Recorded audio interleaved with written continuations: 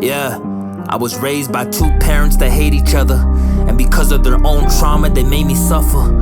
I grew up with a narcissistic father, master manipulator, so good disguising his abuse as a favor. See, my parents and my older sister were emotionally abusive, always made excuses, pretending to help while causing me pain. It's like putting out a fire while causing a flame. My family doesn't know how to function without someone sacrificing their peace, and unfortunately, the people sacrificing their peace was me and my older brother Dean. We get demonized every time we speak, and my dad only loved me based on my accomplishments, and I hate that I put faith into his promises.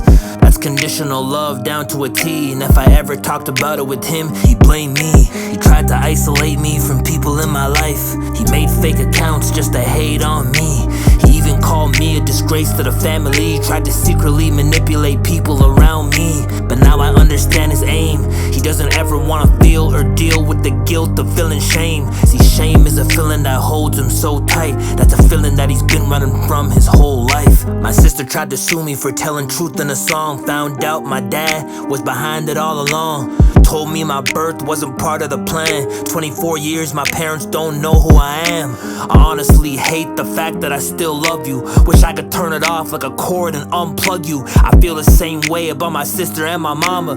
See, all I tried to do was break generational trauma. I cut off my parents, but here's the sad truth. Not because I want to, but because I had to. The thing about trauma, no matter how deep they bury it, it'll find a way to come back in their life if they carry it. And that's why growing comes from being vulnerable.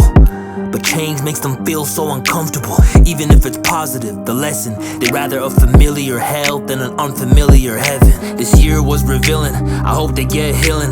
The one who breaks the cycle always becomes the villain. They don't care about me, they only tried to use me. When I was a child, my dad physically abused me. He always tried to convince me that it was normal. He said it's cause he loved me, and after he would hit me, he'd hug me. But now, I'm seeing it clear. He wasn't teaching me love, he was teaching me fear. I never been backstabbed harder in my life. My sister would stab me and my dad would twist the knife. They saw I was sinking but weren't even bothered. They saw I was drowning but wouldn't step in the water. So you don't even know about the pain that I've been through. You don't even know about the things that I went through. I just wanted peace, but that peace was never there.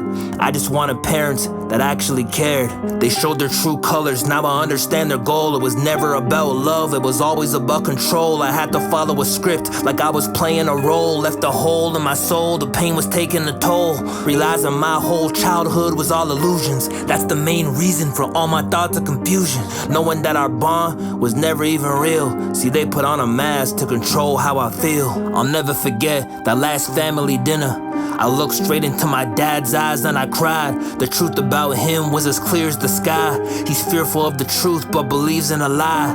I turned to my right, looked in my sister's eyes. I swear, it's like I saw a demon inside. Not a single ounce of care or an ounce of remorse. That's when I knew both relationships had truly run its course. But now that they're out my life, I'm doing amazing. The best version of myself is no longer waiting. I'm feeling way better than I thought I ever could. And I finally don't care about being misunderstood. Letting go of all my fears. If it wasn't for Marina and Dean, I would've never made it through last year. Persevered through the hardest and darkest and lowest moments, and hoped to cope with the broken holes in my soul I was holding. Exposing moments my heart was frozen, the cold was potent. It's like a boat I was trying to row that was overflowing.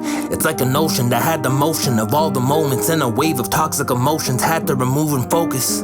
And from here on out, I'm making a promise. I'm putting it in writing so I can always acknowledge. I promise to be focused on fulfilling my purpose and never give my love and heart to people who don't deserve it.